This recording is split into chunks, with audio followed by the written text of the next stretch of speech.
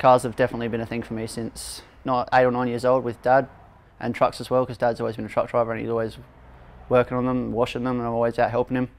I sort of had a bit of a bad run at school in year 11, to be honest, and then probably towards the end I sort of left because I just didn't want to do it anymore. I don't work well in that sort of situation, and I've always sort of wanted to do that sort of job, so I applied to the MTA, and I'd heard from a couple other people that that's the best way to do it, so I went ahead and did it.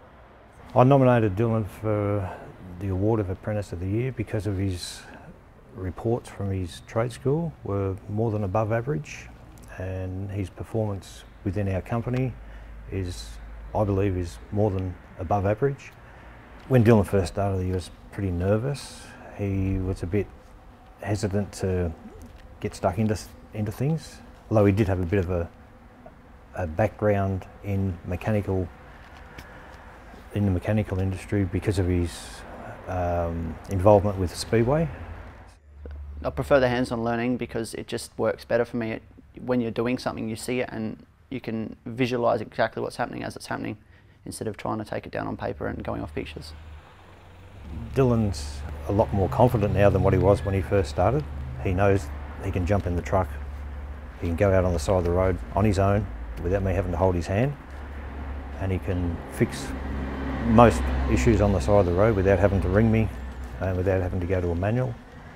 His confidence and competence is 100% compared to what it was in his first year.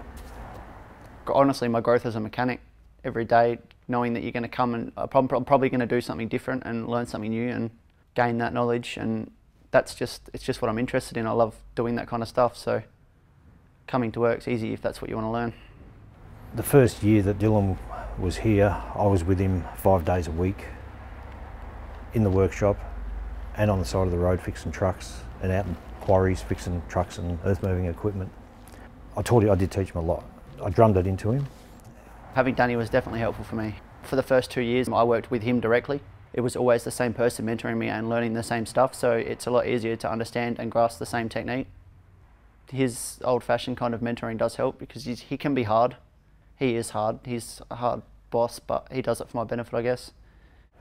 Yeah, when I found out he'd won Apprentice of the Year, it was a big buzz for me, not just for me, but for Dylan. Obviously for business it may be a good thing, for good advertising for us. It'll give existing customers and potential customers a bit more confidence in our workmanship, knowing that Dylan is MTA Apprentice of the Year.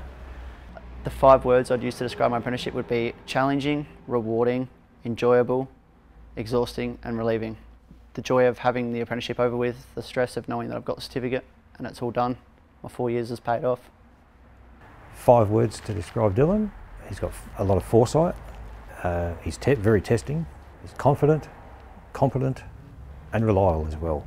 Very reliable. I think over the last 3 years there might only be one day where he's turned up late for work because his alarm didn't go off. My advice to coming into this industry would be to persevere. You're not always going to get it right. You will get it wrong and it will happen, but you can't let that go. No, it's too hard. You've got to stick to it and get it done. I think the best bit of advice I've offered to Dylan is get stuck into it.